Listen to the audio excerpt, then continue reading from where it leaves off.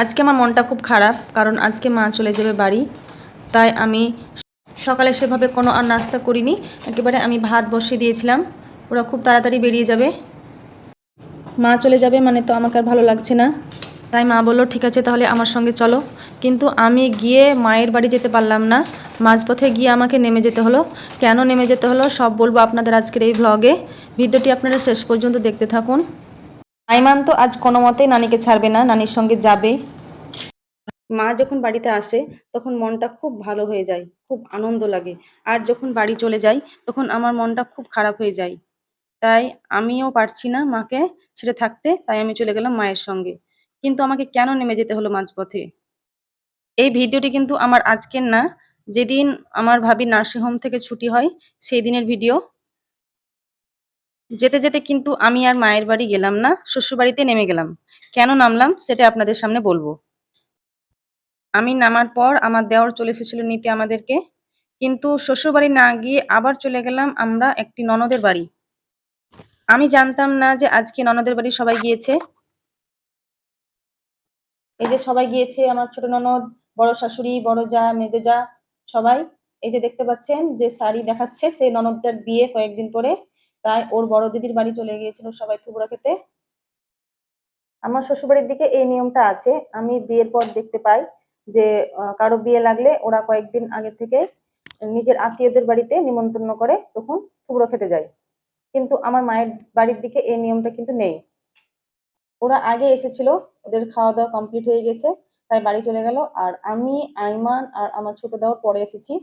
তাই ভাবলাম যে আমরা একটু দেরি করে যাব, পাশে আর একটা ছোট ননদের বাড়ি আছে, ওখানে দেখা করব। আমার ননদকে শুধু মাছ মাংসটা কিনে খেতে হয়, আর বাকি যত সবজি সব ওর নিজের জমিতে। আর এই যে জায়গাটা আছে ফাঁকা বাড়ির পিছনে, এই জায়গাটায় অনেক কিছু সবজির গাছ আছে। গ্রামের মধ্যে আর শহরের মধ্যে এটাই পার্থক্য।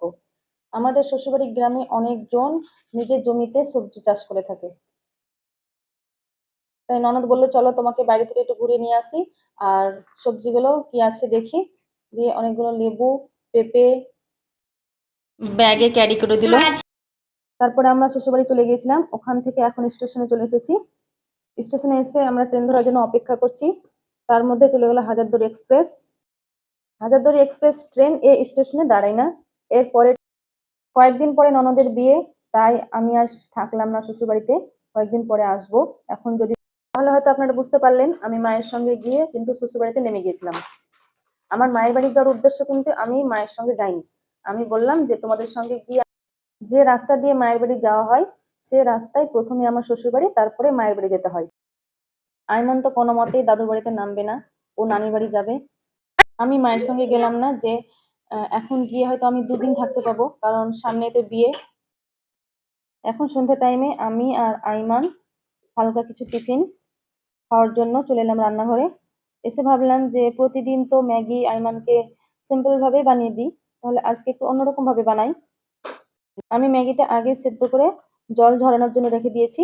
আর এইদিকে পেঁয়াজ, লঙ্কা আর অল্প ক্যাপসিকাম, টমেটো সব ভালোভাবে ভেজে তারপর ডিম সব মশলা দিয়ে ম্যাগিটা এভাবে বানিয়ে খেতে কিন্তু বেশ ভালোই লাগছিল।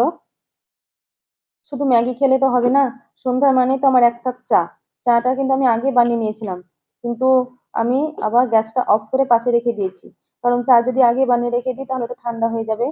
তাই আমি ভাবলাম যে ম্যাগি যখন বানাবো তাহলে ম্যাগিটাই আগে বানিয়ে নিই, পরে আবার আমি চাটা ভালোভাবে গরম করে নিব। টিফিন বানানোর সময় আইমান এসে বলছে মা আজকে দাদার নাইট ডিউটি আছে। আগে যদি জানতাম যে নাইট ডিউটি আছে তাহলে হয়তো টিফিনটা বেশি বানিয়ে নিতাম। তাই ঝটপট টিফিন খাওয়ার পরে আমরা আবার শুরু করে দিলাম রাতের খাবার। রাতের খাবার বলতে এখন যেহেতু ভাগ্নে যাবে নাইট ডিউটিতে, তাই ওর জন্য আমি কয়েকটা লুচি আর চিকেন কষা করে নিলাম। এই খাবারগুলো আয়মানের পাপা কিছুই খাবে না, তাই ওর জন্য আবার রান্না করতে হবে রাত্রে। রাত্রে বলতে এখন প্রায় সন্ধ্যা হয়ে গেছে, কিন্তু ও এই খাবার কোনো কিছু খাবে না। যে লুচি খাবে, রাত্রে লুচি খেলে হয়তো আর কিছু খাবার করতে হতো না রাতে, কিন্তু ও খাবে না, ওর জন্য সাদা ভাত বা প্লেন রুটি লাগবে।